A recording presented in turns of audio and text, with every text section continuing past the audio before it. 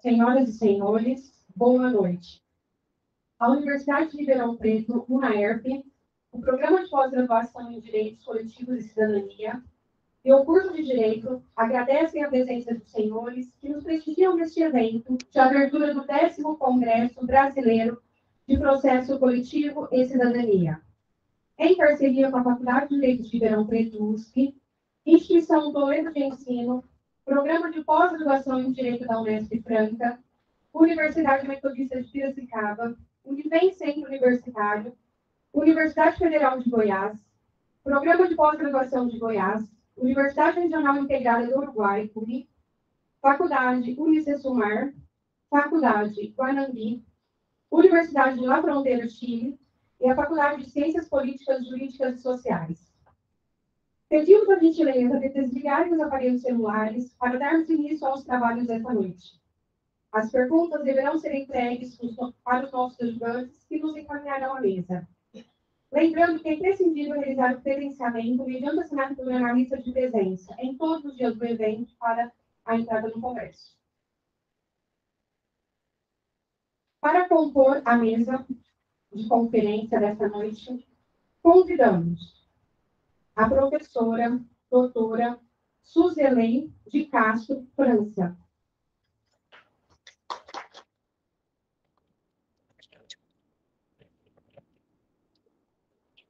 magnífica reitora da Universidade de Ribeirão Preto, UNAERP. Professor doutor Sebastião Sérgio da Silveira.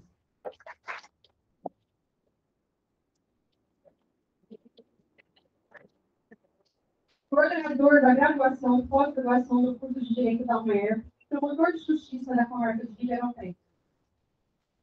Doutor Mário Luiz Oliveira da Costa.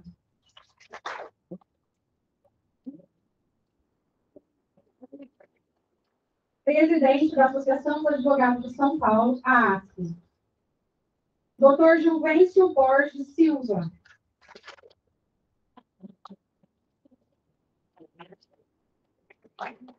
Supervisor do Núcleo Teórico, NET, curso de Direito, professor da graduação e pós-graduação do curso de Direito da UNAERP. Professora mestre Leisa Bueno Frison.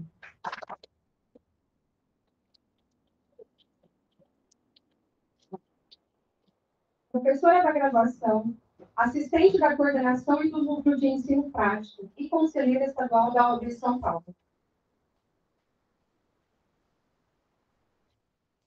Larissa Florencio da Silva.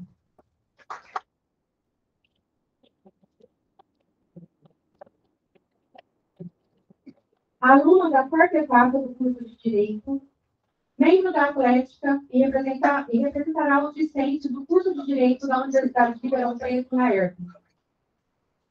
Professor doutor Gregório Assaga de Almeida.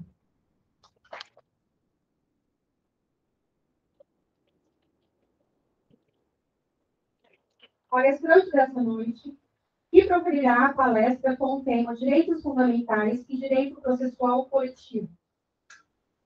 O professor Dr. Gregório Assaga de Almeida é pós-doutor pela Syracuse University, em New York, Estados Unidos, onde realizou pesquisa como professor visitante na comissão de bolsista CAPES em estágio sênior.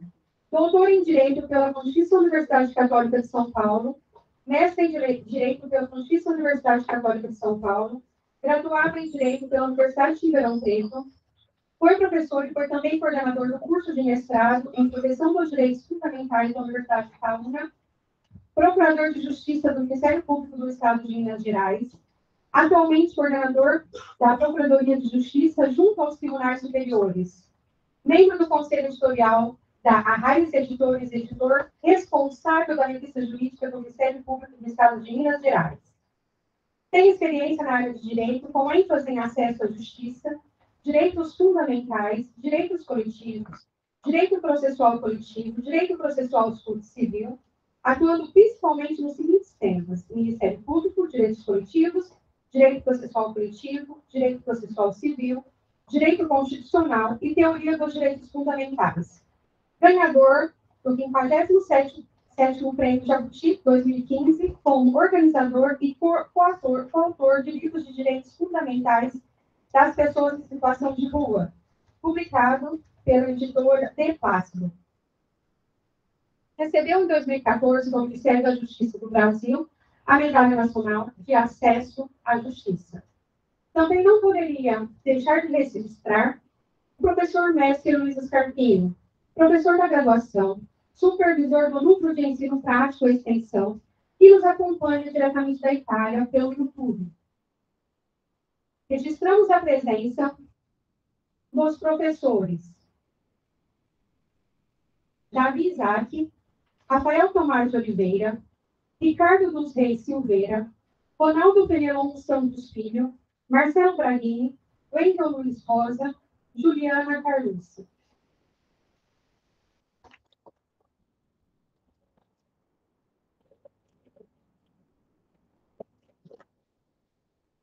Para abrir oficialmente este evento, concedo a palavra à professora doutora Suzele de Castro França, magnífica reitora da Universidade de Ribeirão Preto, na UERJ.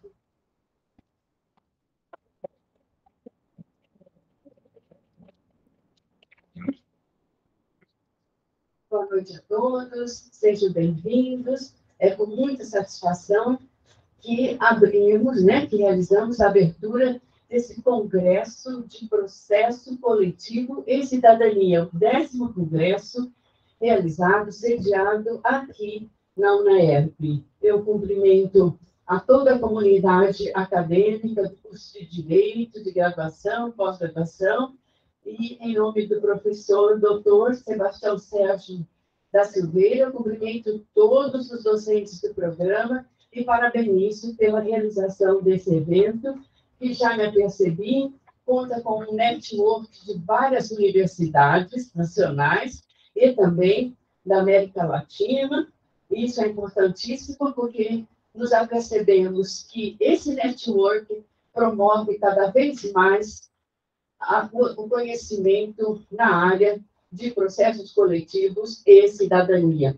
Então, mais uma vez, obrigada a todos pela presença e que tenhamos aí um evento bastante produtivo para todos vocês. Muito obrigada. Boa noite.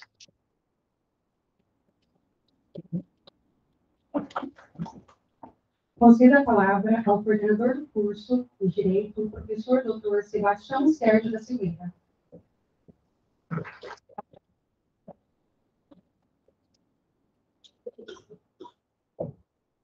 Professora Suzele de Castro França, magnífica reitora da Universidade de Ribeirão Preto, a pessoa de quem eu saúdo os demais colegas da mesa. Colegas professores, alunos do programa de pós-graduação e alunos do curso de graduação, aqui presentes e aqueles também que nos acompanham pelo stream, fazer uma saudação especial aos nossos colegas e parceiros lá da URI do Rio Grande do Sul, que nos acompanham, da UENP, lá de Jacarezinho, Paraná, que também nos acompanha, e da Unicesumar, lá do Paraná também integram esse stream. Então, muito obrigado a todas e todas pela participação nesse evento. E hoje nós abrimos formalmente o nosso 10º Congresso de Processo Coletivo e Cidadania. Esse congresso que praticamente nasceu junto com esse programa, o programa de pós-graduação em Direitos Coletivos e Cidadania da UNAERP. Começou de forma extremamente modesta para atender fundamentalmente o nosso público interno e, posteriormente, ele ganhou o Brasil. E hoje nós temos trabalhos de todas as regiões do país, inclusive do exterior, sendo apresentados no evento. E nós também estamos aproveitando essa mesma oportunidade para a realização da nossa 74ª Semana Jurídica do curso de Direito. Esse que possivelmente é um dos eventos mais antigos do Brasil, que vem sendo realizado desde a década de 1960. Começou sendo realizado uma vez por ano, na época era de responsabilidade das comissões de formatura, posteriormente passou a ser realizado 2 vezes por ano, porque tínhamos 2 turmas de formandos, e posteriormente 1 vez por ano. Durante a pandemia, ele foi realizado na forma exclusivamente remota, E nesse ano, retomando as atividades presenciais, como no início do ano a gente tinha lá uma preocupação ainda com a pandemia, nós resolvemos fazer de forma abreviada. E no próximo ano, se Deus quiser, nós retornaremos à forma presencial, em um ambiente muito maior que esse, exatamente para atender a toda a nossa, a nossa clientela, né, os nossos alunos e também aos professores. De forma que hoje é um dia muito significativo para o programa e para o curso. Não só pela realização desses dois eventos, mas porque hoje nós temos a honra de receber aqui o professor doutor Gregório Assagra de Almeida. O doutor Gregório é procurador de justiça no estado de Minas Gerais, e hoje eu não tenho dúvida de dizer que é um dos maiores expoentes, se não for o maior expoente, em direitos coletivos aqui no Brasil. Aliás, a obra dele, que resultou na sua tese de doutorado, talvez tenha sido o marco inicial do desenvolvimento de direitos coletivos aqui no Brasil. O Brasil é considerado no mundo hoje como sendo o país mais adiantado em termos de tutela de direito coletivo. E a tese de doutorado do professor Gregório, que resultou no livro hoje esgotado, eu só consegui comprar, já falei para ele, um desses sebos que a gente tem por aí, né? Mas que é, com certeza, a principal obra relacionada com esse tema do direito no Brasil hoje. E, fora isso, ele tem uma vasta produção científica, diversos outros livros relacionados, todos eles com a nossa área de pesquisa no programa de pós-graduação em Direitos Coletivos e Cidadania. E eu preciso dizer também que, além de todos esses méritos, o professor Gregório tem um outro que, para nós, é muito expressivo. O professor Gregório é nosso ex-aluno aqui do curso de Direito da Universidade de Ribeirão Preto. Nasceu aqui numa cidade vizinha, em Guará, garoto humilde, que veio estudar na UNAERP, foi estagiário do Ministério Público na cidade de Sertãozinho, saiu daqui aprovado no concurso do Ministério Público do Estado de Minas Gerais. Ele, com certeza, teve muito mérito em elevar aquele Ministério Público e projetá-lo como um dos principais do país hoje. E no Ministério Público, eu não tenho dúvida de dizer que hoje é o promotor mais... procurador de justiça mais conhecido dentre todos aqueles que labutam pela instituição Brasil afora.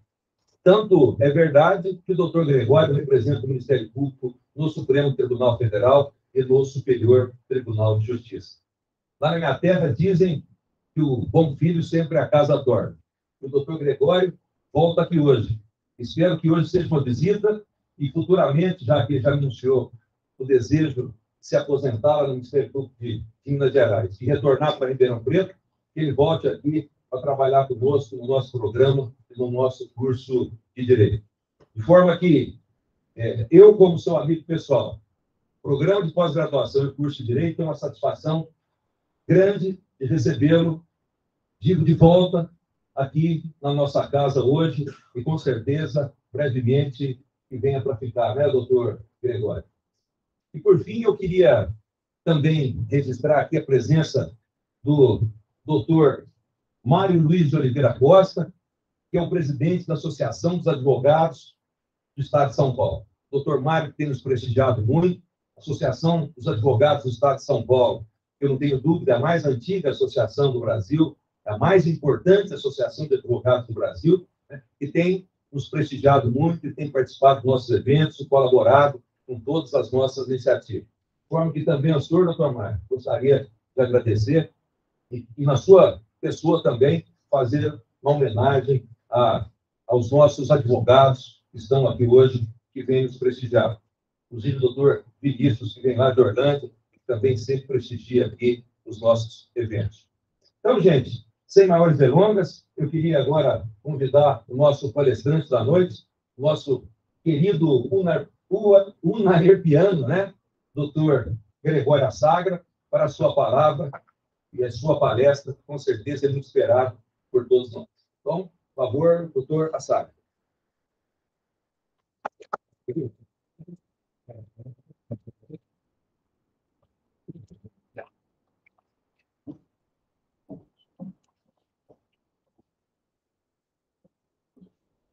Boa noite a todos, boa noite a todas. Boa noite com muita amorosidade acadêmica, muito amor a essa universidade, com muito amor ao direito das pessoas.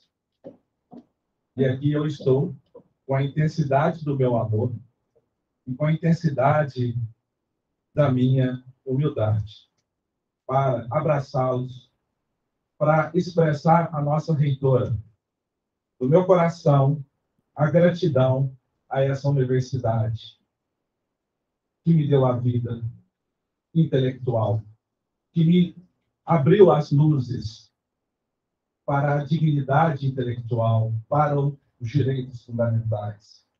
Eu confesso que eu estou emocionado, depois de 31 anos, aqui retornar e falar perante vocês. Falar em um congresso extraordinário, com parceria acadêmica internacional, que é o 10º Congresso Brasileiro de Processo Coletivo e Cidadania. É uma honra estar aqui e participar deste evento. Eu expresso aqui a minha gratidão. A gratidão é a representação da felicidade. Eu gostaria de expressar a minha felicidade neste ambiente, por intermédio da gratidão que eu tenho por esta universidade, que tudo me deu. Foi aqui que eu aprendi, magnífica reitora, que o acesso à justiça é método de pensamento. Foi aqui que eu aprendi que o mais importante dos direitos fundamentais é o direito de acesso à justiça. Isso é meu marco teórico até hoje. Isso carrega todas as minhas reflexões. E, portanto, eu não poderia ir me controlando e controlando as minhas emoções, mas estou falando com o coração, pelo intermédio do meu coração, com toda a intensidade da minha alma, com todo o meu compromisso com o direito, com a sociedade, com a democracia. E eu gostaria de abraçar a todos, carinhosamente, amorosamente, neste evento. Nós precisamos discutir direito, precisamos discutir democracia e precisamos discutir direitos fundamentais. Então, agradeço a nossa magnífica reitora, professora Suzilei, meu amigo, mestre, querido, professor Sebastião. O professor Sebastião, ele é um constante estudioso. E ele faz do trabalho um descanso da consciência. Trabalha incansavelmente. Professor, só é um exemplo para mim. Muito obrigado. Sinto aqui o meu carinho, a minha admiração e a minha gratidão. Doutor Mário, nosso presidente da Associação dos Advogados, uma alegria conhecê-lo, doutor.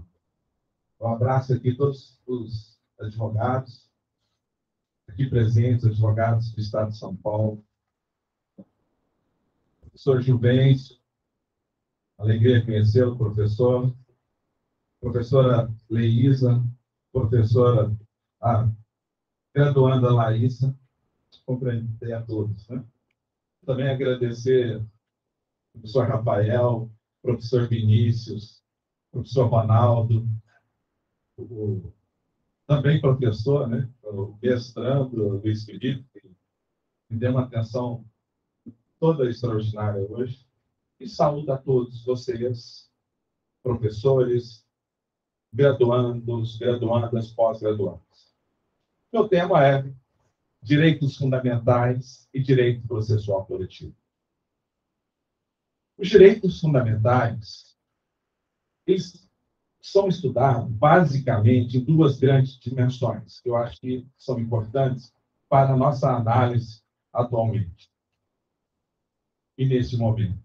A primeira dimensão é que os direitos fundamentais eles são conquistas históricas, resultado de lutas históricas, por dignidade, por vida, por liberdade. E, portanto, eles são valores fundantes, uma primeira dimensão, valores fundantes da Constituição e do Estado Democrático de Direito. Em uma segunda dimensão, também extremamente importante, é que os direitos fundamentais, dentro da Constituição do sistema jurídico, eles são núcleos essenciais do sistema jurídico, com carga de eficácia irradiante em grau máximo. E, portanto, os direitos fundamentais, e nós estamos aqui falando de direitos fundamentais do novo constitucionalismo, no neoconstitucionalismo, em que a Constituição não é mais uma carta política. Como dizia Paulo Bonavides, a Constituição, ela é norma, ela é direito. A ciência política é que deve ser estudada e desenvolvida para a melhor interpretação e concretização ou concreção dos direitos fundamentais da Constituição. Então, a ciência política, nesse contexto, passa a ser um capítulo importante do direito constitucional, nesse contexto do direito constitucional, à luz da teoria dos direitos fundamentais como lutas históricas. E Paulo Bonavides destacava que o aspecto mais importante desse novo constitucionalismo e da nova hermenêutica constitucional é que a Constituição ela é direito e não uma mera carta política. E vejam bem, quando nós vamos analisar, professor Sebastião, a nossa Constituição 88, ela é uma Constituição extraordinária. É uma Constituição que representa, nós poderíamos falar, na história do Brasil, o momento mais importante do direito brasileiro, porque foi a primeira Constituição da nossa história a assumir o compromisso com a criação de uma sociedade livre, justa, solidária, com a erradicação da pobreza e diminuição das desigualdades sociais. Lá, nos objetivos fundamentais da República Federativa do Brasil, que consagra o que se chama de princípio da transformação social. Então, são objetivos da República Federativa do Brasil criar uma sociedade livre, justa, solidária, erradicar a pobreza, diminuir as desigualdades sociais. E, óbvio, esses objetivos, eles compõem o conteúdo conceitual do nosso Estado Democrático de Direito. Por isso que José Afonso da Silva já afirmava que o Estado Democrático de Direito brasileiro é o Estado da justiça material, é o Estado da transformação social. E, vejam bem, não há transformação social legítima sem a observância dos direitos fundamentais. Os direitos fundamentais, eles mantêm uma relação de reciprocidade e de dupla dependência entre a democracia. Democracia e direitos fundamentais, eles têm uma relação de interdependência. Há uma obra que eu indico a todos os senhores, do Vital Moreira e do Canottilho, Fundamentos da Constituição, uma obra maravilhosa, em que eles afirmam que a democracia não respira sem direitos fundamentais. E os direitos fundamentais não têm vida sem democracia. E, portanto, nós aqui estamos falando de direitos fundamentais e, ao mesmo tempo, estamos falando de democracia. E também de transformação social. E a transformação social, ela operacionaliza de forma mais estrutural com a observância dos direitos coletivos. Eu gostaria de ressaltar um pouco aqui na minha pesquisa de pós-doutorado. Na minha pesquisa de pós-doutorado, teve impacto profundamente do que eu aprendi na graduação, aqui da Universidade de Ribeirão Preto. Porque eu aprendi na Universidade de Ribeirão Preto, naquela obra clássica sobre acesso à justiça do Mauro Capelletti e o Brian Gart. O Mauro Capelletti eu não tive a oportunidade de conhecer, o Brian Gart eu conheci no meu pós-doutorado nos Estados Unidos, e um encontro nacional dos professores em Washington, professores de direito, e naquela obra sobre o acesso à justiça, em que os autores falam que o acesso à justiça é o mais importante dos direitos fundamentais, porque não adianta falar em vida, liberdade, segurança, propriedade, em situações de lesão e ameaça, nós não temos mecanismos adequados de proteção e instituições autônomas, instituições independentes, estruturadas para a proteção dos direitos fundamentais. Isso me convenceu, e até hoje, que não há como pensar o direito sem pensar o plano da proteção, da efetivação e do acesso à justiça. E adianta eu falar em liberdade e segurança se em situação de lesão e ameaça não tem um mecanismo adequado e eficiente de instituições próprias para a proteção. Então, analisando o acesso à justiça como método de pensamento, eu comecei a analisar a teoria dos direitos fundamentais consagrada na Constituição de 88. E aí, me recordo até hoje, e confesso aos senhores humildemente, né, depois de ficar pensando, meditando, de dar uma aula, nós sabemos, né, professor, como as teses são construídas, né, não são fáceis. Né? Eu tinha escrito na minha dissertação, defendido que o direito processual coletivo é um novo ramo. Foi uma obra publicada em 2003 pela Saraiva. Aí todo mundo falava assim, ó, você deu um tiro de canhão no seu mestrado, né? Você defendeu uma tese no seu mestrado, o que você vai fazer no seu doutorado? Eu confesso aqui que eu ficava com aquele porco espinho, aquela preocupação, o que eu vou fazer com o meu doutorado? E aí, depois de até meditar, de pensar, refletir, eu estava em Ouro Preto, dando uma aula no mestrado sobre geologia. Mestrado sobre... Tinha promotor fazendo mestrado sobre geologia. Lá em Minas, nós incentivamos os promotores a estudar em outras áreas. E aí, os promotores estudando, fazendo mestrado na Universidade Federal de Ouro Preto, dando uma aula sobre princípios do direito ambiental. Aí eu fui para o hotel com aquela preocupação, tentando compreender, eu estava querendo compreender o direito material coletivo. Eu me recordo, confesso aqui, professor Sebastião, que me deu um sono, era 11h30 da noite. Eu apaguei, de repente, meia-noite e pouco, eu acordei, abri a Constituição e enxerguei toda a minha tese de doutorado na Constituição. E eu, humildemente, confesso que a energia maior me ajudou e me socorreu na minha dificuldade da construção da tese de doutorado. Eu abri a Constituição. E lá na Constituição, no título 2, capítulo 1, está expresso dos direitos e deveres individuais e coletivos. Comecei a refletir. Olha isso. Isso é uma previsão expressa da Constituição. Uma Constituição com força normativa. Uma teoria dos direitos fundamentais que compõe o núcleo essencial do sistema, e é preciso extrair padrões de comportamento, padrões de organização do Estado e das instituições e do direito desta previsão constitucional. E aí eu comecei com os ensinamentos aqui, professor Sebastião, desta universidade. Eu assim, vou confessar para vocês falar que eu concorri a um concurso universitário aqui. Meu orientador foi o professor Jorge Kosikov. E o meu tema era acesso à justiça. Eu fiquei em primeiro lugar, escrevi um tema sobre acesso à justiça. Foi premiado, inclusive, com parceria com a editora Saraiva. E por isso que eu tenho essa gratidão. E depois de 20 e tantos anos, recebi a Medalha Nacional de Acesso à Justiça. Então, minha relação com o acesso à justiça é de muito amor. É de muita esperança. Eu tenho muita esperança na vida, na democracia, no direito. Eu acredito no direito.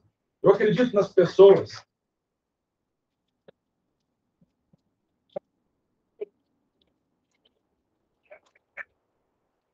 Porque eu acredito que só o amor, a luz e o bem são eternos. Todo erro é provisório e todo acerto no bem tem assento na eternidade. E por isso que eu confesso para os senhores que eu sou um otimista por excelência. E aqui eu gostaria de ressaltar a todos os senhores que eu passei a analisar essa previsão constitucional e refletir a partir do acesso à justiça como método de pensamento. Pessoal, tem uma previsão constitucional. Comecei a encontrar, a partir do acesso à justiça como método de pensamento, outros fatores de justificação dessa previsão constitucional para defender, para fins de acesso à justiça, uma nova dicotomia constitucionalizada.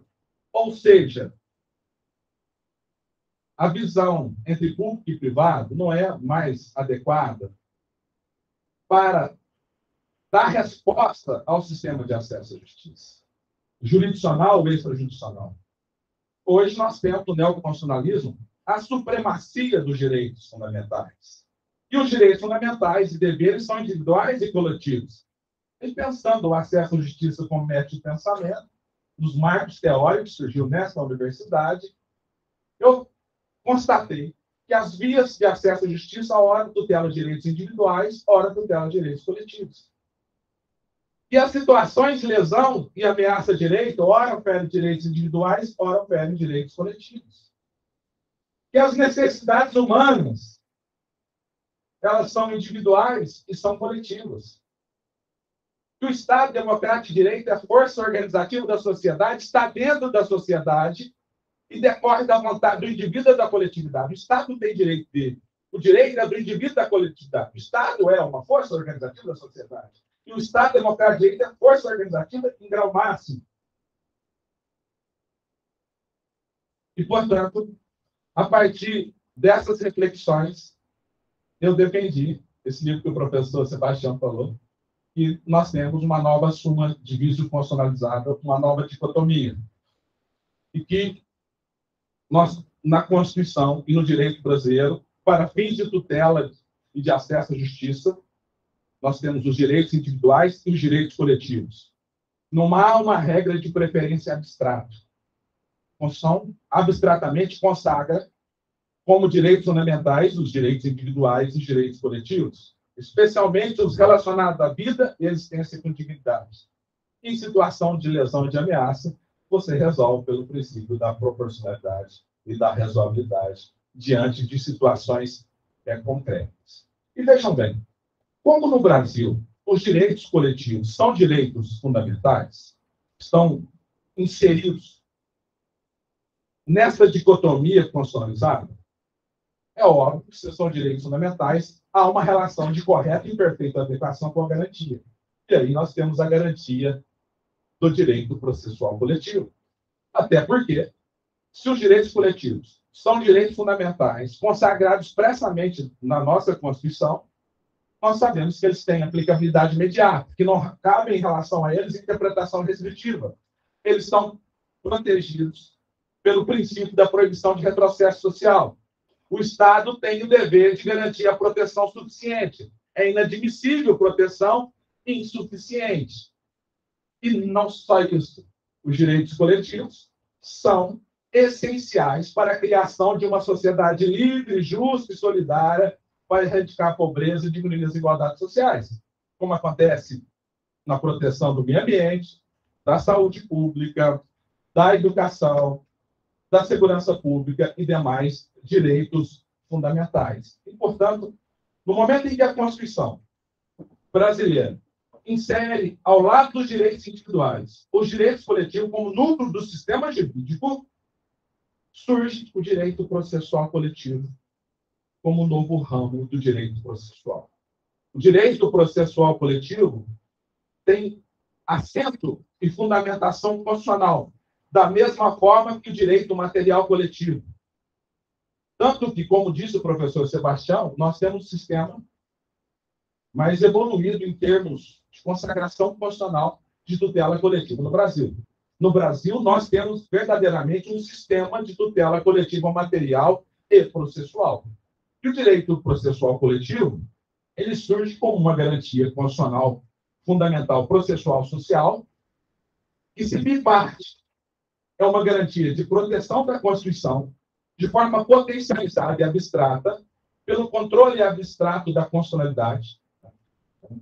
O direito processual coletivo, em especial, protege o direito constitucional objetivo, que é o direito difuso de todos nós.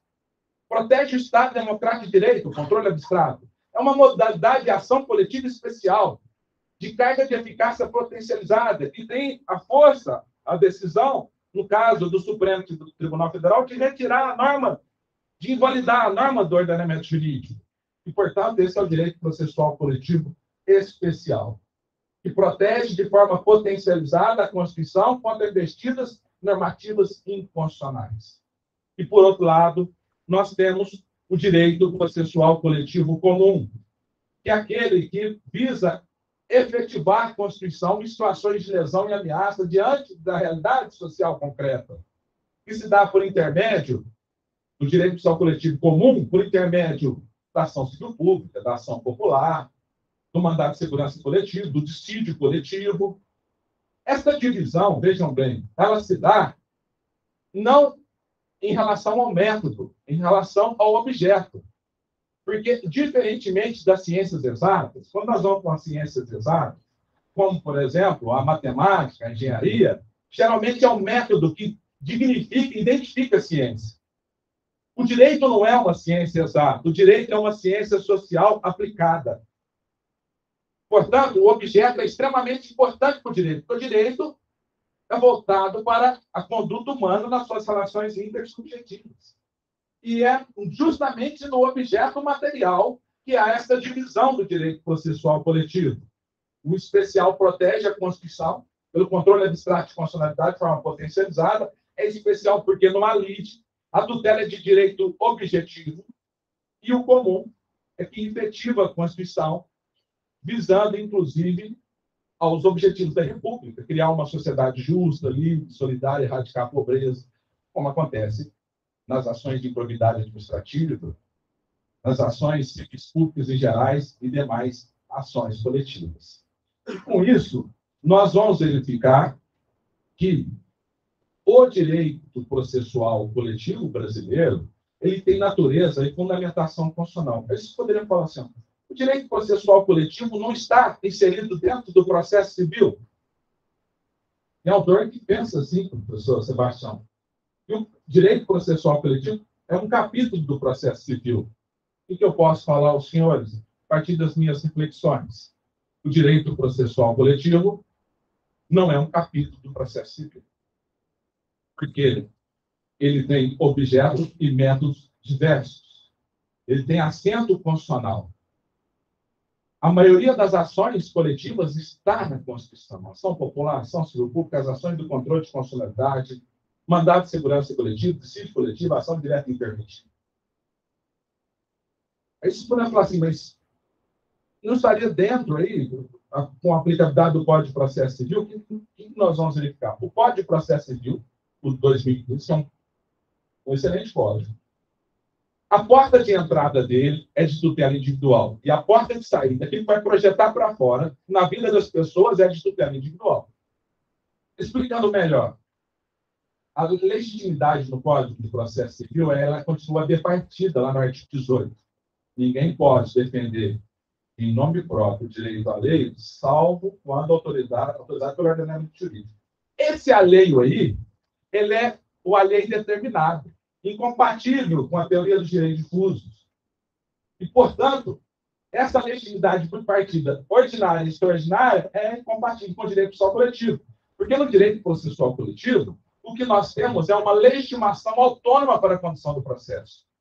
Quando o Ministério Público comparece para mover uma ação, ele afirma que aquele direito é difuso, é coletivo, presume-se a legitimidade. Ele tem que estar identificando, apontando quais são os titulares individualizados. Até porque os direitos difusos, os titulares são indeterminados e indeterminados.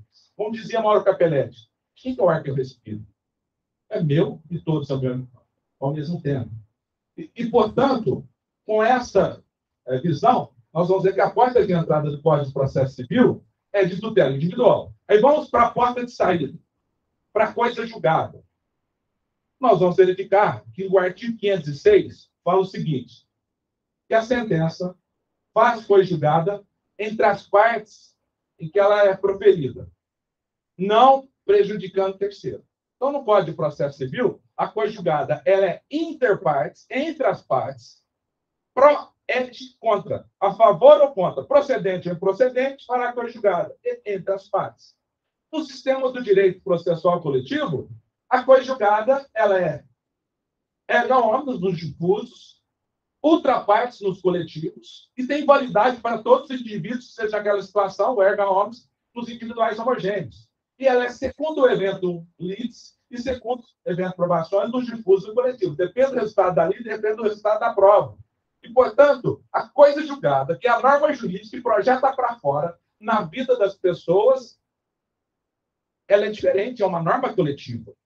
No processo civil, a norma é individual, interpartes. no direito processual coletivo, a norma é coletiva. Muitas vezes, uma norma de tutela de direito difuso, do meio ambiente, do patrimônio histórico e cultural. Outras vezes, uma norma que tutela uma categoria de professores, trabalhadores coletivos, ou uma norma que tutela direito de milhares e milhões de pessoas, indivíduos individualizados, mas tem uma origem comum esse direito. Fática, um acidente, ou jurídico, um ato administrativo que causou lesão a dezenas, centenas e milhares de pessoas. E, portanto, o Código de Processo Civil, não obstante seja um código que tem uma relação bonita com a Constituição, ele não é o sistema próprio para se estudar o direito processual coletivo. Tanto é verdade que um dos livros que eu lancei recentemente com um colega de São Paulo é sobre o direito processual penal coletivo, em que nós trouxemos a análise do direito processual penal a partir da teoria dos direitos fundamentais, compreendendo o bem jurídico penal não só como um bem em abstrato, mas um bem a ser analisado a partir da teoria dos direitos fundamentais. E a teoria dos direitos fundamentais consagra essa dicotomia constitucionalizada, direitos coletivos e direitos individuais. Aí nós temos que pensar se é a teoria dos direitos fundamentais, o direito penal e o direito processual penal a partir da teoria dos direitos fundamentais, para que possamos alinhar uma dogmática à teoria dos direitos fundamentais. Nós não podemos, por exemplo, ter um direito penal e um processo penal que só insere na cadeia pobres. Nós não podemos ter um direito penal que tem uma função meramente repressiva e um processo penal meramente repressiva. Nós temos que ter um direito penal e um processo penal que estejam alinhados à teoria dos direitos fundamentais e à Constituição de 88. E, portanto, o direito processual penal coletivo é uma área do direito processual penal, voltada para a tutela dos bens jurídicos penais difusos, coletivos, como, por exemplo, crimes contra a administração pública, crimes ambientais, lavagem de dinheiro. É diferente a atuação do Estado em um crime desse, com grande impacto social, de um furto, de um roubo. Não que não seja importante combater o furto e o roubo, mas também o Estado tem que ter estrutura adequada, dentro da legalidade, da constitucionalidade, do devido processo legal, para, é óbvio, combater esses crimes que geram danos sociais irreparáveis, frustrando políticas públicas na saúde, na educação e assim por diante. E, portanto, com isso, o que eu gostaria de falar para os senhores é que o direito processual coletivo é uma garantia fundamental da sociedade, é uma garantia, um aspecto do Estado Democrático de Direitos, da Constituição em abstrato, de proteção potencializada, e no aspecto dos direitos coletivos e difusos subjetivos, situação de lesão, de ameaça, diante da realidade concreta, é um direito de efetivação concreta da Constituição. Então, paradigma para se pensar o direito coletivo, o direito processual coletivo, é a teoria dos direitos fundamentais. E para encaminhar para o encerramento, eu gostaria de tecer algumas considerações aqui reflexivas para os senhores, a partir dessa nova suma de vício constitucionalizada, dessa nova dicotomia, direitos individuais e direitos coletivos. A primeira análise que eu gostaria de trazer para os senhores é que, como os direitos fundamentais compõem o núcleo do sistema, que são valores fundantes da Constituição, com carga de eficácia irradiante em grau máximo, eles formam uma nova metódica, uma nova metodologia para estudar, para reformar e para concretizar os direitos. Então, por exemplo, eu quero estudar o Ministério Público, eu tenho dado palestra sobre isso no Brasil, né? Quero estudar o Ministério Público, eu tenho que estudar o Ministério Público à luz dos direitos fundamentais. E o Ministério Público é uma instituição à luz dos direitos fundamentais que defende os direitos coletivos amplamente considerados e os direitos individuais indisponíveis. Então, se eu quero reformar o Ministério Público, não é simplesmente eu encaminhar um projeto para criar promotoria, eu tenho que identificar necessidades sociais, situações de lesão e ameaça a direitos para eu reestruturar ou ampliar o Ministério Público. Por quê? Porque a teoria dos direitos fundamentais, no aspecto dos objetivos dos direitos fundamentais, ela estabelece um dever. O dever de organização das instituições, de atuação por procedimentos legítimos e de resolutividade social e de impacto social da atuação. Não adianta uma instituição, como o Judiciário e o Ministério Público, produzir em quantidade. Sem ações civis públicas, sem taxas, 1000 recursos. O Ministério Público, pensado à luz da teoria dos direitos fundamentais, ele tem que ter resolutividade e impacto social. O que eu estou fazendo para impactar positivamente a realidade social, à luz dos direitos fundamentais? Então, essa nova metódica, ela, no meu entendimento, é uma metódica que deve ser seguida não só para o processo de constitucionalização das instituições do Estado, legislativo, executivo e judiciário, como o próprio Ministério Público, mas também do direito e o direito processual. Quando eu vou estudar, reformar e concretizar o direito processual, eu tenho que verificar se esse estudo, essa reforma, essa concretização estão alinhados à teoria dos direitos e das garantias constitucionais fundamentais. E aí, é óbvio, em termos de direito processual, surge o que se chama de neoprocessualismo, novo processualismo, em que o acesso à justiça não é só o acesso ao judiciário. Nós temos um sistema multiportas de justiça. Porta de entrada, porta de saída, com dever de duração razoável do processo e com resultado adequado da tutela jurídica que vai projetar para fora na vida das pessoas. E nessas reflexões, nós vamos verificar nesse sistema multiportas, em que o acesso à justiça ele não se dá simplesmente pela tutela, por adjudicação liminar da sentença, ele se dá também pela construção de boas decisões a partir do diálogo, do consenso, força dos melhores argumentos, em que nós temos também um direito processual extrajurisdicional. E é um desafio hoje. Desenvolvemos pesquisa para o direito processual coletivo extrajurisdicional. Então, o direito processual coletivo jurisdicional é extremamente importante, nós precisamos desenvolver. É um desafio, professor, aqui no curso, pesquisas para o direito processual coletivo extrajurisdicional. Nós sabemos a importância de uma recomendação na tutela de direitos fundamentais, isso é sábio. Nós sabemos a importância de uma boa negociação. E hoje, nesse neoprocessualismo, em que o direito processual não é só o jurisdicional, mas é o extrajurisdicional, em que muda a teoria do processo, não basta mais discutir processo como relação jurídica, como situação jurídica, ou o processo como uma instituição. Nós temos que pensar o acesso à justiça à luz do acesso à justiça, como pensar o direito processual, né?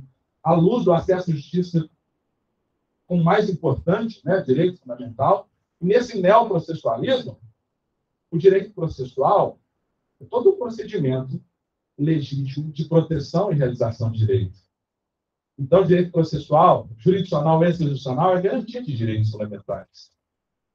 É uma nova metódica reflexiva desse neoprocessualismo. E o direito processual coletivo integra esse neoprocessualismo que faz parte do neoconstitucionalismo. Então, nós temos aí um campo aberto para o desenvolvimento do direito processual coletivo, do direito material coletivo. Isso faz parte do constitucionalismo brasileiro. Hoje, nós podemos falar que nós estamos desenvolvendo o constitucionalismo brasileiro, especialmente em relação à teoria dos direitos fundamentais aos direitos coletivos, que pode um dia servir de modelo para o mundo. Como já serviu e serve o constitucionalismo norte-americano, o constitucionalismo alemão, o constitucionalismo francês, e nós estamos expandindo o constitucionalismo brasileiro. E essa academia maravilhosa tem um grande desafio nessa expansão do novo constitucionalismo brasileiro para ser modelo para o mundo. A partir da teoria dos direitos fundamentais, a partir dos direitos coletivos como núcleos, dos núcleos essenciais do sistema jurídico, e a partir do compromisso de uma democracia substantiva, substancial e fraterna. Muito obrigado.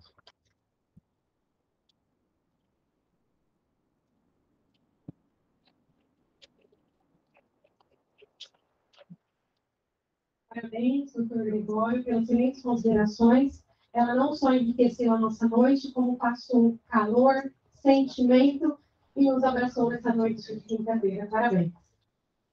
Agora, indo para as perguntas, elas podem ser enviadas por escrito, o pessoal está aqui à disposição, quem está na frente, tem as meninas lá no fundo, ou também pode perguntar oralmente.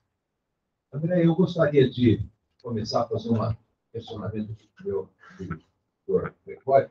É o seguinte, partindo daquela ideia inicial que o senhor coloca, que a grande mudança no sistema constitucional brasileiro, a transição da antiga Constituição para a atual, foi que nós deixamos de ter na Constituição uma carta de compromisso, passando por uma carta de direitos, deveres, etc. Eu, de fato, acho que, inclusive, a posição do Supremo, né, muda exatamente nesse ponto. E voltando para a nossa situação, do Ministério Público, em defesa de direitos coletivos, etc. A cada dia a gente tem procurado tutelar direitos mais sofisticados. Hoje nós conversamos sobre a tutela coletiva do direito ao crédito, né, no caso de falência, etc. E eu fico me perguntando muitas vezes o seguinte: aqueles direitos mais básicos? Eu estive no Chile a semana passada no Congresso, por exemplo, tem um trabalho ousado, relacionado com o direito à segurança alimentar. Numa época, a gente tem fila de pessoas buscando ossos, pele de frango, e ainda uma legião de outros que nem isso tem. Então, eu fiquei me questionando, dentro desse processo todo de tutela coletiva, será que existiria lugar, por exemplo, para pronunciamento do judiciário a respeito disso, né? Por exemplo, uma ação civil pública para buscar o fornecimento de alimentos. Esse trabalho, desenvolvimento desse trabalho, eu fiz uma pesquisa nos tribunais, né? Encontrei lá precedentes relacionados com dietas especiais para pessoas doentes, etc. Não vi nenhum caso ainda de judicialização específica para isso, né? E eu fico me perguntando, será que é possível? E diante dessa colocação, essa é uma primeira indagação, né? E como decorrência disso, eu queria também saber a sua posição, inclusive, para confortar minha alma, que é o seguinte: esse estado de judicialização que a gente tem hoje, a gente vê aí muitas críticas, judicialização às vezes confundida com ativismo judicial, etc. O senhor acha que isso é adequado, esse grau de intervenção do Poder Judiciário através dessa judicialização de políticas públicas? Ou não? Será que a gente precisa estabelecer algum limite? Por exemplo, as questões orçamentárias, enfim. São essas duas questões que eu pediria que o senhor compartilhasse a sua opinião. Então, primeiro, será que a gente pode retroceder para defender esses direitos mais básicos que a gente vê aí a todo dia sendo vilipendiado? Em segundo lugar, se esse atual grau de judicialização que nós temos no Brasil hoje, se de fato é excessivo, como alguns, ou não, se a gente tem espaço ainda para essa ampliação. Professor, muito obrigado por essas perguntas extraordinárias que me fazem pensar e refletir. Em relação à primeira, eu gostaria de falar que os direitos fundamentais, eles têm uma força incorporativa. Não porque nós vamos conquistando outros, nós vamos abandonando os mais básicos. Nós não podemos abrir mão dos mais básicos, porque isso gera retrocesso social. Uma pergunta do senhor: caberia uma ação para garantia de segurança alimentar? Eu acho que sim. E aí eu vou explicar por que eu acho que sim. Porque, na verdade, o que o judiciário faz, e o Ministério Público deve fazer nesse contexto, é atuar em situações de lesão e ameaça. Então, o senhor, como promotor, identificou uma situação de lesão e ameaça concreta à dignidade de pessoas que estão passando fome, que estão abandonadas e que não está tendo o mínimo existencial. Isso é um núcleo indiscutível, esse mínimo existencial. Então, identificou, diante de fatos, vai mover ação. Não está judicializando política pública. Na verdade, a política pública ela vai ser uma consequência de uma judicialização de direito fundamental. Então, o que o senhor está judicializando é direito fundamental básico, a vida, a existência com dignidade. E direitos em situação de dano, de vulnerabilidade. O que o senhor está fazendo? Buscando uma resolução humanizada de um problema social, a partir de situações de lesão. A política pública, ela vai ser uma consequência. Então, muitos que eu falo assim, o judiciário está interferindo em política pública. Na verdade, o que tem que identificar é o seguinte, ó. Aqui há uma situação de lesão e ameaça a direito fundamental? Se há, o artigo 5º, inciso 35, fala: a lei não excluirá da apreciação do Poder Judiciário lesão e ameaça a direito. Então, o que o Judiciário vai fazer? Ele, ao verificar aquela situação, acolher o pedido, seja em sede liminar, é determinar que cesse a ameaça, né, ou a situação de lesão, ou que adote-se medida para evitar mais a lesão, ou até para reparar o dano. Isso é a função do Judiciário. É que, muitas vezes, há um desvirtuamento do debate, como se o Judiciário estivesse interferindo em políticas públicas. O que nós precisamos analisar é isso, ou seja, a situação de lesão e ameaça. Agora, o que nós precisamos discutir nesse contexto? O tratamento adequado não é só de conflito, não é só de controvérsia, é de problema. Muitas vezes tem problema que está causando lesão, ameaça, ninguém é contra resolver o problema. Não está tendo um conflito, uma diversidade, mas está tendo um problema social. E nós atuamos no problema social, mesmo que não haja situação conflitiva, mesmo que não haja controvérsia. Por isso que hoje, quando você pensa na teoria dos direitos fundamentais do acesso à justiça e na atuação do Ministério Público, da Defensoria Pública, você tem que pensar na atuação em relação ao problema, a conflitos e a controvérsia. Porque muitas vezes todos querem resolver, não há um conflito propriamente instalado, mas há uma situação de lesão que precisa ser solucionada. O que acontece é que o Judiciário, e aí que vem o que se fala de medidas estruturais, eu não gosto da expressão processo estrutural. Por que você não gosta da expressão? Muitos utilizam processo estrutural. Porque o que vai ser estrutural serão as medidas a serem adotadas. O processo tem que ser pensado à luz da teoria dos direitos fundamentais. E os direitos fundamentais são individuais e são coletivos. Se isso vai gerar uma mudança estrutural, é uma consequência das medidas a serem adotadas. O que o Judiciário tem que fazer nesse contexto de políticas públicas, né, junto com o Ministério Público, estabelecer um diálogo com o poder público, para ver a legislação orçamentária, para ver se aquela política pública pode ser incluída para a implementação no orçamento futuro. Lá na Corregedoria Nacional, eu participei de um grupo de estudo em que a Corregedoria Nacional, em 2018, pediu uma recomendação fixando, no caso do Ministério Público, 16 ou 17 standards de boas performance em políticas públicas. Uma delas, que é importante, que é básico também, é fiscalizar o cumprimento orçamentário. Porque o principal problema que nós temos é o descumprimento orçamentário. É o descumprimento de políticas públicas essenciais e contínuas. E que, muitas vezes, o gestor, por outros interesses, faz prevalecer políticas públicas discricionárias, como relativas a shows. Então, fiscalizar o cumprimento orçamentário já é o básico, políticas públicas essenciais e contínuas. Cumprir o orçamento, se nós fiscalizarmos o poder público, ele cumpre efetivamente o orçamento na saúde, na educação, na segurança pública e demais políticas públicas, isso já é um resultado extraordinário, porque são políticas públicas vinculadas, né? São deveres vinculados da Constituição. Então, em síntese, o que nós precisamos discutir é a judicialização de direitos fundamentais.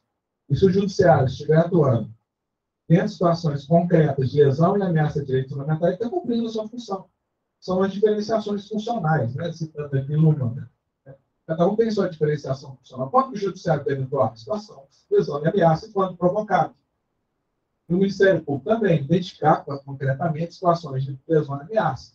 Agora, outra questão que surge é a seguinte: nós podemos ir além do mínimo existencial, que é um debate? Resposta: sim. Porque a nossa teoria de direitos fundamentais não é a teoria do mínimo existencial. O mínimo existencial é o básico. Ela é a teoria da transformação social. Então, ou seja, a atuação das instituições do Estado no Brasil deve estar alinhada ao artigo 3º, criar uma cidade justa, livre, isso vai justa, livre, solidária, isso vai além, né, do mínimo existencial.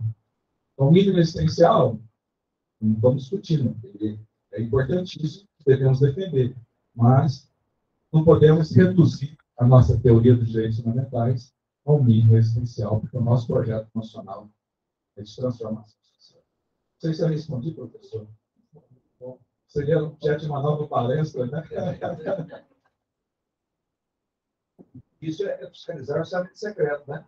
Não, isso é orçamento secreto. Eu volto para a nossa cerimônia. Professor Gregório, tem mais ou menos, acho que 3 perguntas aqui embutidas. Qual a sua opinião sobre os projetos de lei 4778 de 2020, 4441 de 2020, sobre o processo coletivo? É benéfica sobre o processo coletivo e dos direitos fundamentais? E a coisa julgada? Tende a limitar o alcance coletivamente falando? E parabéns pela apresentação. Obrigado pela pergunta. São projetos de lei que estão no Congresso Nacional. São vários, né? Eu vou falar para você assim, se eu pudesse, eu tirava esse projeto do Congresso Nacional. Por quê? Nós temos um sistema mais completo do mundo, porque a base e a fundamentação que nós temos de tutela coletiva, material processual constitucional.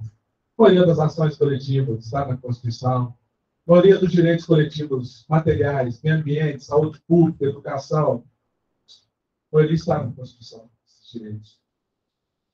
E aí o que acontece? Nós precisamos ter mais maturidade doutrinária. E esse debate é importante para isso. Desenvolver doutrina, desenvolver pesquisa, sedimentar todos os estudos possíveis sobre direitos coletivos, direito processual coletivo, cidadania. A cidadania não é só individual, ela é coletiva. Hoje se fala, inclusive, de uma cidadania biocentrista, solidarista, uma cidadania que vai além dos seres humanos. Portanto, a sobrevivência do planeta, essa visão de cidadania que abrange a vida como um todo, a existência com dignidade, e não só a vida humana.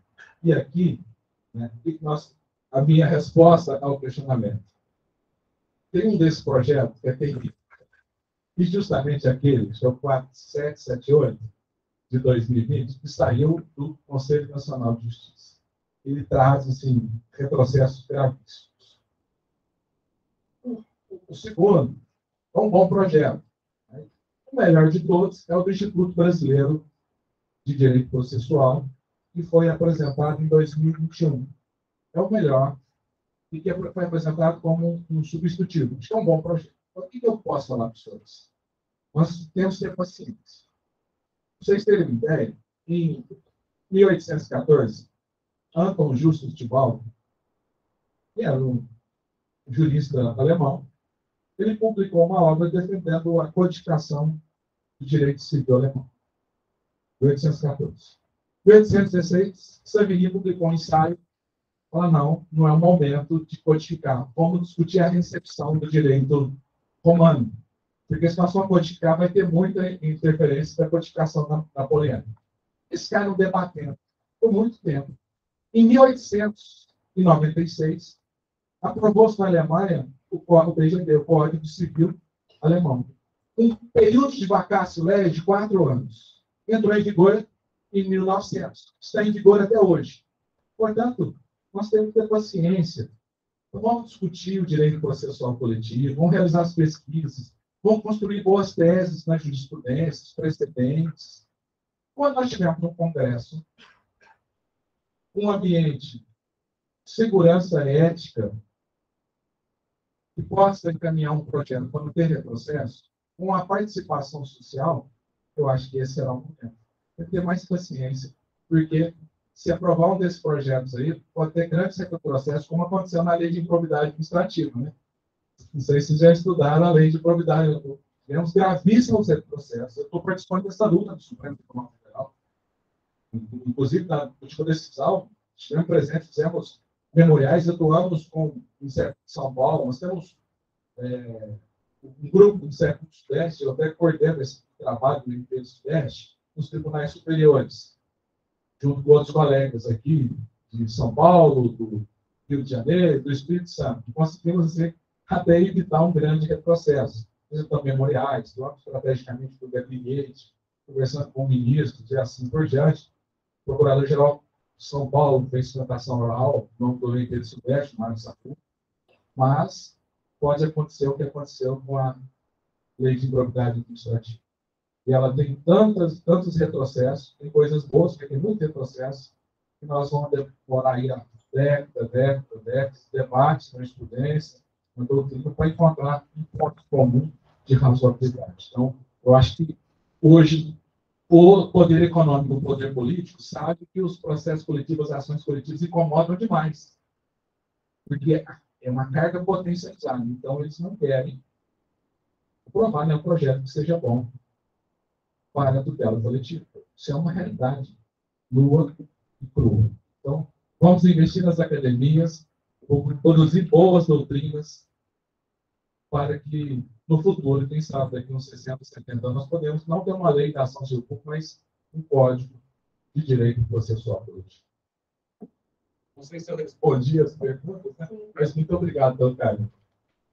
Temos mais 2 últimas perguntas. Antes disso, enfatizo que o NEP ele doou 5 livros e 3 e-books para os presentes. Então, no final, vai ocorrer um sorteio. E para os inscritos online também. São 5 livros, que no final vamos realizar o sorteio.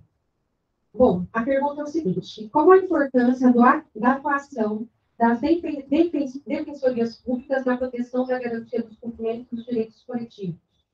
A última pergunta: em que medida o Poder Judiciário deve trabalhar em prol da concretização do que a norma estabelece? Como fortalecer os princípios e garantias fundamentais dos direitos fundamentais em uma sociedade tão amplamente diversa e hoje fragmentada? Primeiro, agradecer a pergunta. Em relação à Defensoria Pública, é uma instituição constitucional extremamente importante para a defesa dos necessitados, é uma garantia fundamental de acesso à justiça, como o Ministério Público. E hoje, quando nós pensamos essas instituições, à luz da teoria de direitos fundamentais, você vai falar que o Ministério Público e a Defensoria Pública são órgãos do Estado autônomo. O Ministério Público e a Defensoria Pública são garantias de acesso à justiça.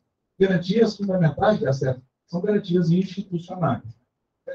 Trabalho do Ferraioli que pode abrir luzes nesse sentido. Mas é uma instituição extremamente importante para a defesa dos direitos fundamentais dos necessitados, sejam eles individuais e coletivos, e que pode atuar jurisdicionalmente e extrajudicialmente. A Defensoria Pública é como se fosse o advogado dos necessitados, advogado público dos necessitados. Foi consagrada no Brasil como faz parte desse movimento do acesso à justiça. Daquela obra Acesso à Justiça e as obras renovatórias, nós vamos ver que no mundo tem modelos combinados para a defesa dos necessitados. Alguns países optam por um advogado particular, remunerado pelos próprios públicos, né? Como já aconteceu também no Brasil, e outros optam por um advogado público. A Defensoria Pública é um advogado do necessitado que pode atuar individualmente e coletivamente, portanto, é uma instituição extremamente importante para a defesa dos direitos fundamentais e os direitos humanos. Agora, é óbvio, se comparando com o Ministério Público, há uma diferenciação funcional. Por exemplo, o Ministério Público, ele basta uma pertinência temática geral, atua difusos, coletivos e individuais homogêneos. Não precisa demonstrar que está na defesa de direitos dos necessitados. A Defensoria Pública ela precisa de dupla pertinência temática. E a pertinência temática é o critério de controlar a legitimidade do processo coletivo ou da atuação coletiva. A Defensoria tem que atuar na defesa dos direitos coletivos, discurso coletivo, mas dos necessitados. Ela precisa demonstrar uma pertinência temática específica, especial, em matéria constitucional. Né? No controle da legitimidade, né? Eu defendo que o juiz não controla a representação adequada, ele controla a atuação concreta, mas controla a legitimidade por intermédio da pertinência temática. A pertinência temática é o critério de controle da legitimidade. Por outro lado, a outra questão, querendo responder na outra questão, nós vamos verificar como que nós vamos desenvolver essa observância aos direitos fundamentais. Hoje eu conversando, quem que eu decidi conversando aqui, com o professor Vinícius, e nós falamos, né, professor, você tem um programa sobre cidadania, TV, que a norma mais respeitada da nossa Constituição é o artigo 205. O artigo 205 fala o seguinte: o Estado e a sociedade têm o dever de preparar o cidadão para o trabalho, para o pleno desenvolvimento e para o exercício da cidadania. A educação no Brasil, você sai do primeiro grau, do segundo grau, você termina o segundo grau e você não sabe quais são os seus direitos básicos como consumidor, o que você tem que fazer para aposentar no futuro. Você sabe, sem saber o que é Ministério de Comunicação Popular, o que é direito de petição. Você sai do segundo grau sem saber quais são os seus direitos básicos como consumidor. Você sai despreparado para o exercício da cidadania. Então, a primeira questão que tem é uma formação para o exercício da cidadania, aprender direitos e deveres fundamentais das escolas. E acho, inclusive, que os programas de pós-graduação no Brasil é um desafio. Poderia ter essa aproximação das escolas em projetos para desenvolver a cidadania nas escolas, na formação por tema de deveres e deveres e direitos fundamentais, porque uma sociedade emancipada é aquela que tem consciência de seus direitos e deveres. Ela mesma faz o controle social. Ela mesma fiscaliza. Eu morei um ano e meio nos Estados Unidos, eu observava isso, mas só que desrespeita uma lei de trânsito, um americano vai lá e chama atenção. Se alguém coloca o lixo, ele vai chamar atenção. Isso é um sentimento cívico. Então, nós precisamos desenvolver os sentimentos cívicos. Precisamos de um projeto nacional e preparar lá desde a base, desde o primeiro grau ao segundo grau, o cidadão para o exercício da cidadania. Conhecer direitos e deveres. Essa é a primeira questão. Segundo, precisamos as escolas e as corregedorias nas instituições, por intermédio, inclusive, de orientação de curso, fazer com que as instituições elas compreendam os direitos e deveres, elas se organizem, o Ministério Público, o OAB, organizem e atuem por procedimentos legítimos e atuem visando resultados positivos para a sociedade. Então, a organização de uma instituição do acesso à justiça ela é extremamente importante, ter planejamento estratégico, ter uma atuação à luz da legalidade, da constitucionalidade, do devido processo legal, de um processo atual, isso é extremamente importante, e visar resultados concretos, ter indicadores. Não basta indicadores nós podemos de performance, mas não, indicadores de quantidade, de esforço e de produção. Não basta indicadores de esforço e produção. À luz da teoria de direitos fundamentais, já que a Constituição fala que os direitos e direitos fundamentais possuem uma vitalidade imediata, as instituições precisam construir indicadores de resultado, indicadores que elas estão fazendo, está sendo útil para a sociedade. Não adianta ter um TAC, tem que executar o TAC. Não adianta propor uma ação civil pública, tem que terminar a ação civil pública, tem que ter o resultado da ação civil pública. Portanto, a resolutividade de impacto social e material é fator de legitimidade das instituições do acesso à justiça, inclusive o judiciário, do Ministério Público e da Defensoria Pública. Eu só queria fazer um complemento ao professor Gregório disse que nós temos um projeto aqui no programa do curso de Direito de Extensão, exatamente fazer o que o senhor está propondo, né? Em parceria com a Secretaria Municipal de Educação, a gente faz isso nas escolas da periferia.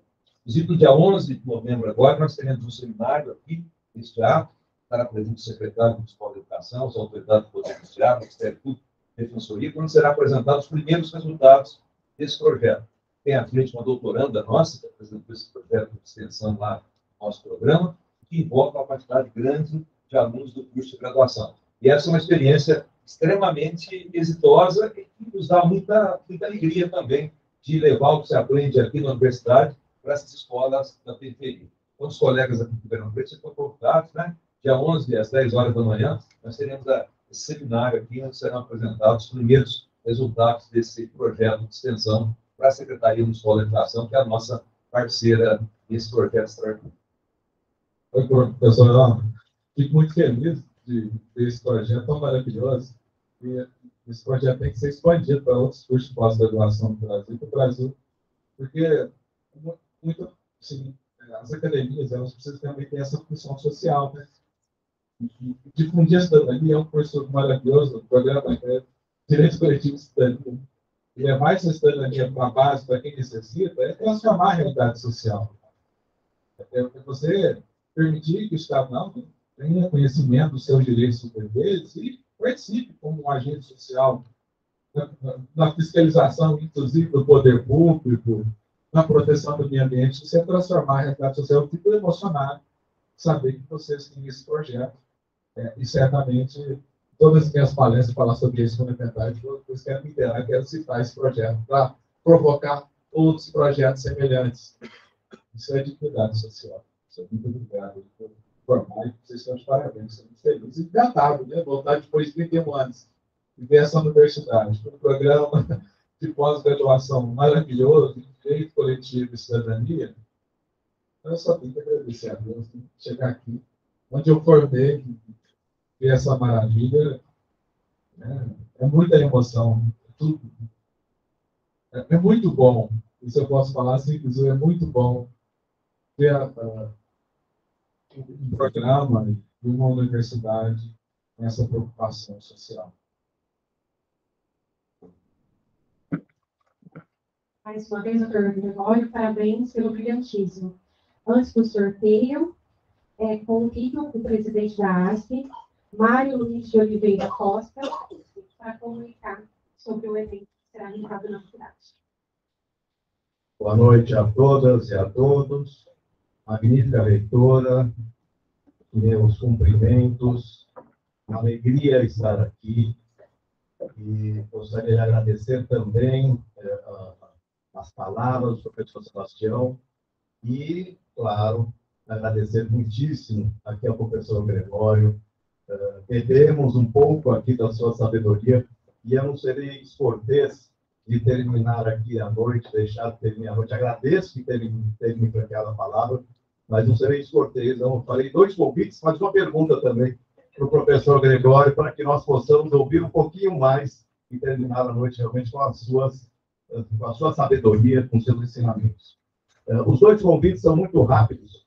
O primeiro deles, a todos os alunos, especialmente aqui presentes, renovo, inclusive, o convite que já fiz quando estive aqui este ano, para que usufruam da parceria que a ASP tem com a UNAERP.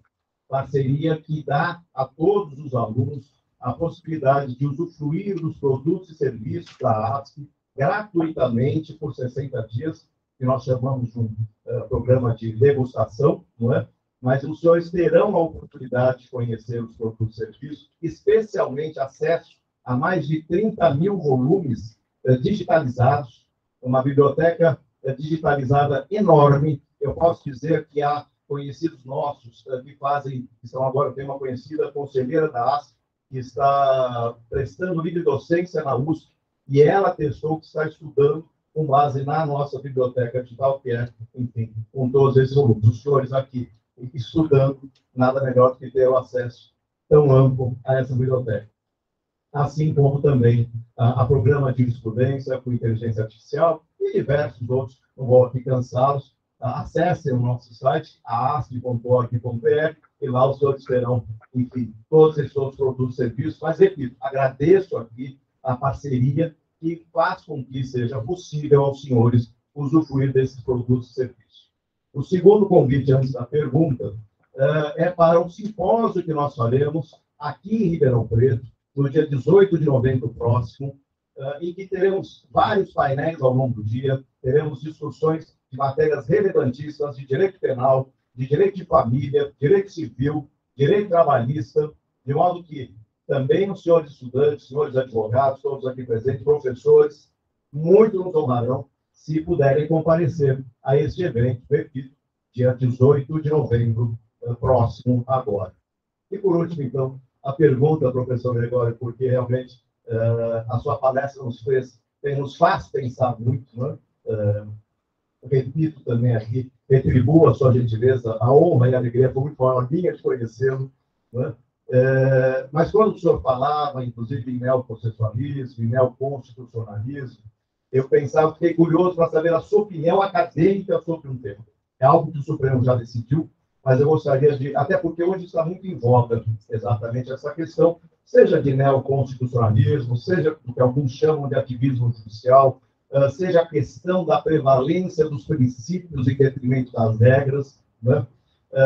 Mas a questão específica em relação ao seu pensamento acerca da decisão do Supremo Tribunal Federal, que entendeu por criminalizar, ou entender ser crime, a homofobia.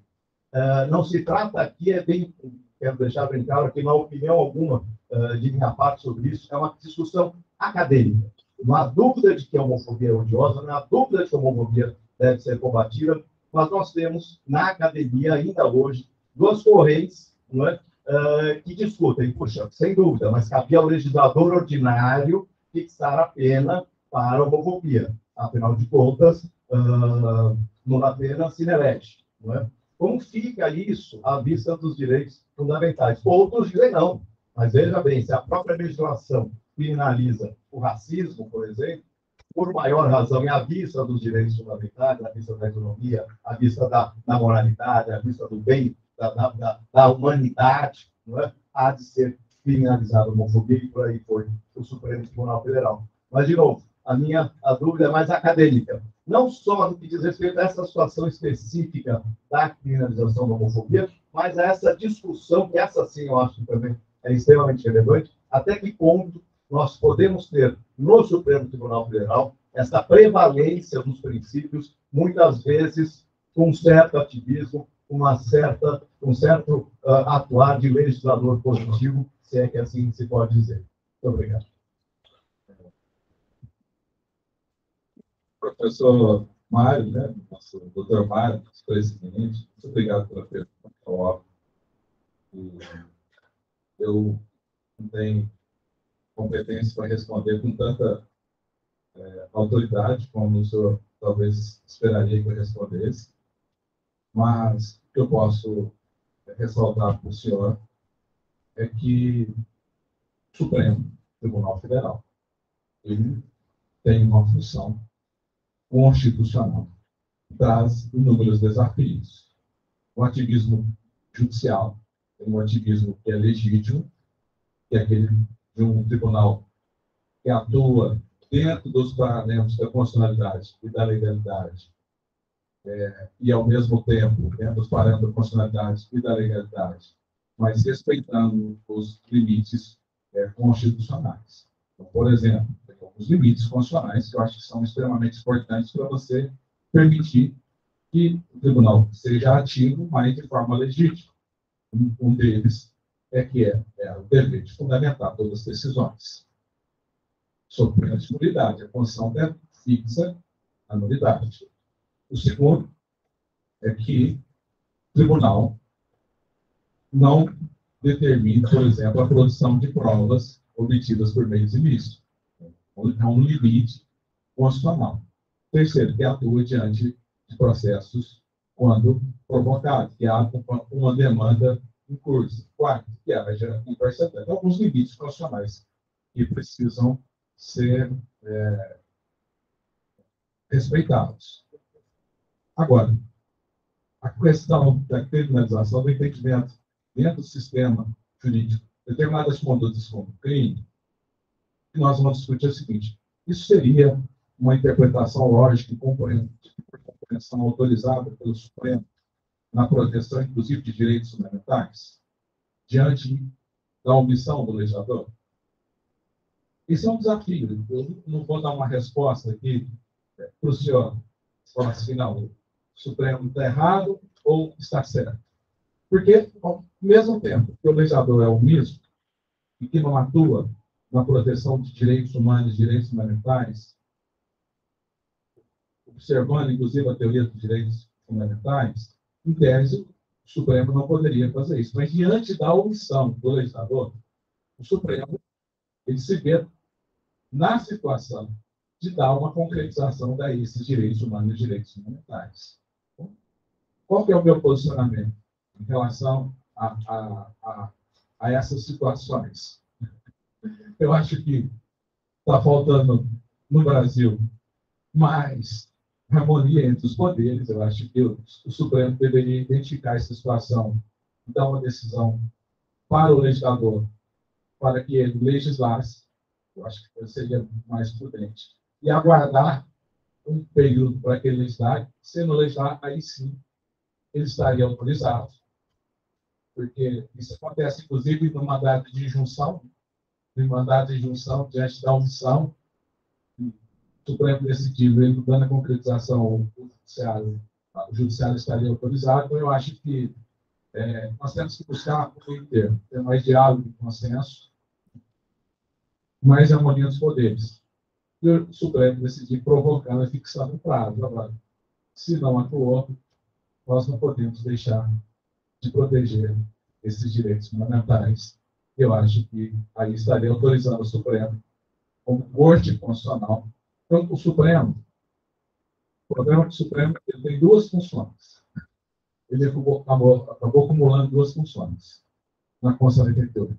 Ele é órgão público do Judiciário, portanto, ele diz a última palavra em questões de competência do Judiciário. Recursos, por exemplo, a última instância. E ele tem uma outra função, que é a função de ser Corte Constitucional. A Corte Constitucional é o órgão suprapoderes.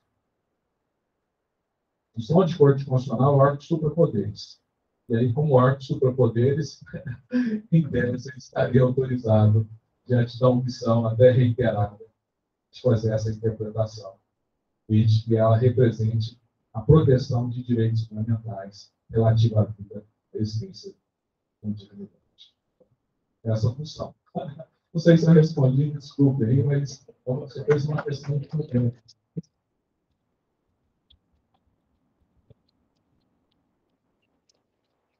Bom, partindo agora para os presentinhos, convido a nossa querida aluna Larissa, que está representando todos os alunos da Universidade de Ribeirão Preto, e também representando a Clécia, para o sorteio dos presentes da noite de hoje.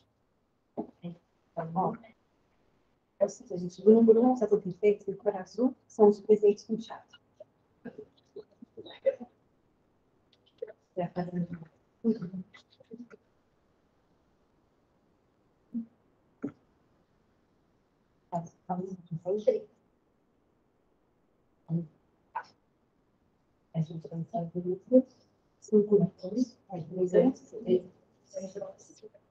Boa noite, gente, tudo bom? Ó, a gente vai sortear aqui 5 livros físicos e 3 e-books, tá? Aqui tem 73 alunos presentes, então a gente vai jogar um número e ver quem é que vocês vão receber, tá bom?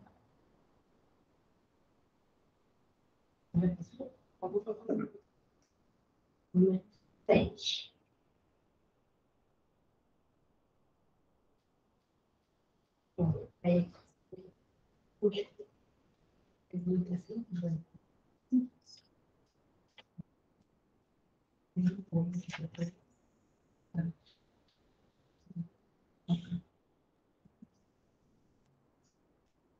Bruna Rovagnon.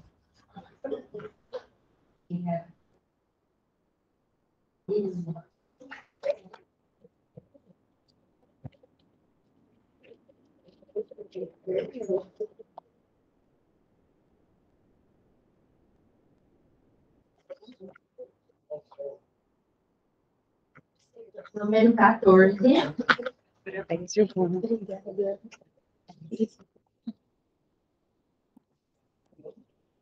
Flávia Alice Afonso Rios.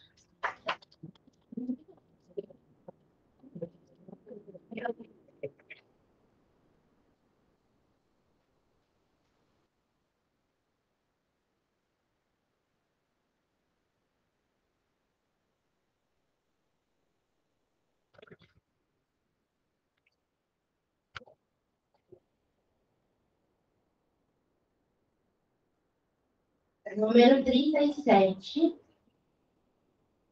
Marina Ferreira da Silva.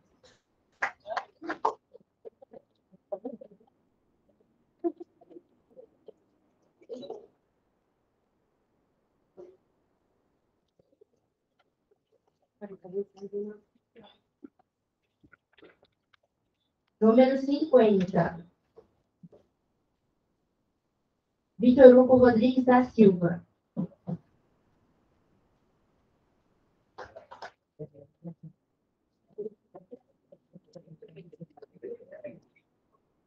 Número 53. Vitor Felipe de Almeida.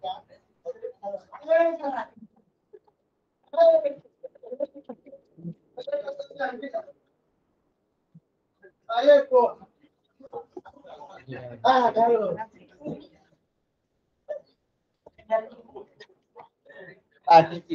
Ah, garoto. Nada aqui, né? Olha, filha. Vai, garoto. Ah, vai. Vai pegar aqui, cara. Ah, garoto. Ah. Agora são os 3 debuts, tá?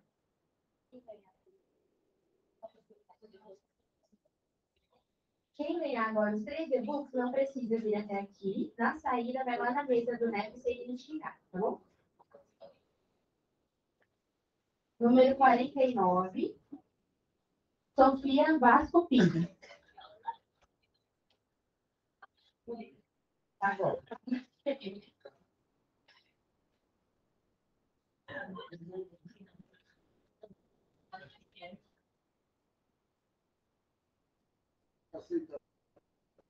Número 12, Clara Beatriz Rodrigues.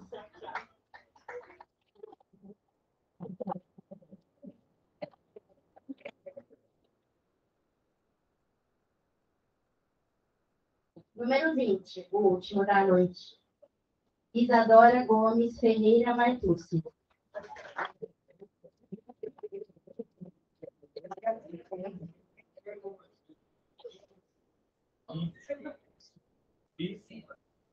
Muito obrigada a todos.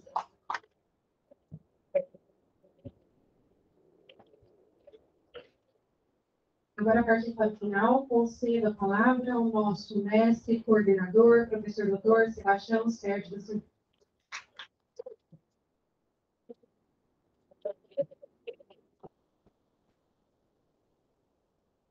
Bom, gente, mais uma vez, então, reiterar meus agradecimentos e agora também parabenizar o Dr. Gregório pela extraordinária palestra, agradecer a todos e todas pela presença, dizer que amanhã à tarde nós teremos aí os nossos GPs do Congresso e no período da noite mais uma palestra aí do nosso evento. Então é isso, muito obrigado mesmo a todos e até amanhã, se Deus quiser. Obrigado, gente.